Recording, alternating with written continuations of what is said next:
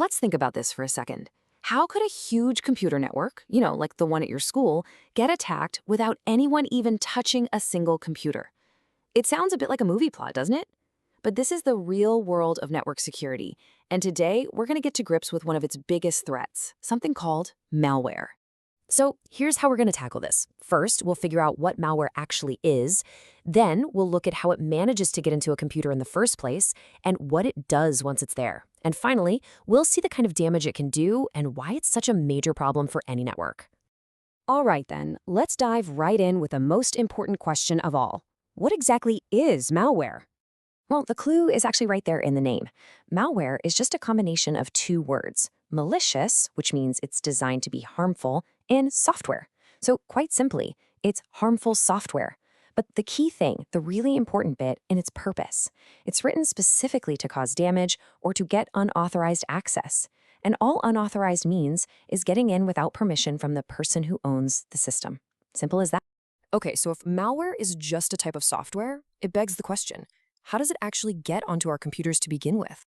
Well, it usually gets in through ways you've probably seen 100 times. It could be hiding in an email attachment that you're tricked into opening, or maybe a dodgy link. It might be bundled in with a file you download, or you could pick it up just by visiting a website that's been secretly infected. And of course, there's the old classic, plugging in a USB stick that's already got malware on it.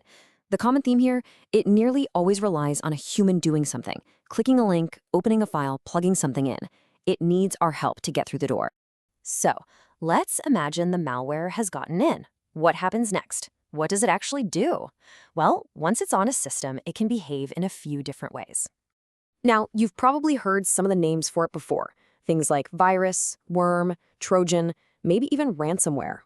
And while they are all a bit different, it's actually much more useful to think about their behaviors. Some types of malware are designed to spread all by themselves, kind of like a cold, jumping from one computer to another across a network. Others are more sneaky. They act like a Trojan horse, pretending to be a useful program to trick you into running them.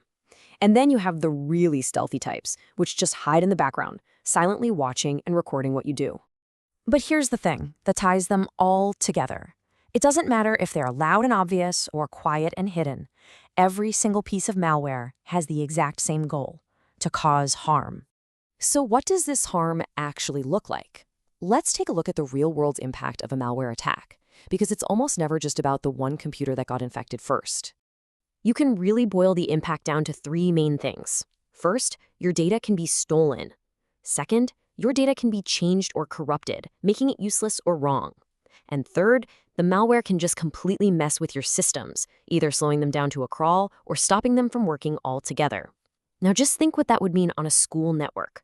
One computer gets infected, and that malware could spread to shared folders, messing up coursework and resources for basically everyone. To really understand why all this is such a massive threat, people who work in security use a really helpful model. It's known as the CIA of security. And no, we're not talking about spies here. CIA stands for confidentiality, integrity, and availability. So confidentiality is all about keeping data secret and private. Malware attacks this by stealing the data. Integrity is about making sure your data is accurate and trustworthy. Malware attacks this by changing or corrupting your data. And finally, availability is about being able to get to your data and systems when you need them. Malware attacks this by blocking your access or shutting things down. And that's really the bottom line. Malware is such a big threat because every attack is designed to break one of those three rules. It's always about stealing your secrets, messing up your information, or stopping you from getting to your own stuff. Right, we've gone through quite a bit there. So when you boil it all down, what are the absolute key things you need to remember from all this? Okay, let's lock this in with a quick checklist. First, what is it? Malware is malicious software, built to cause harm or get access without permission. Second, how does it get in? Usually through things like emails and downloads. And third, what's the impact? Just remember CIA. It breaks confidentiality by stealing data, it ruins integrity by changing data, and it denies availability by blocking your access. If you can remember those points, you've got a brilliant understanding of what malware is all about.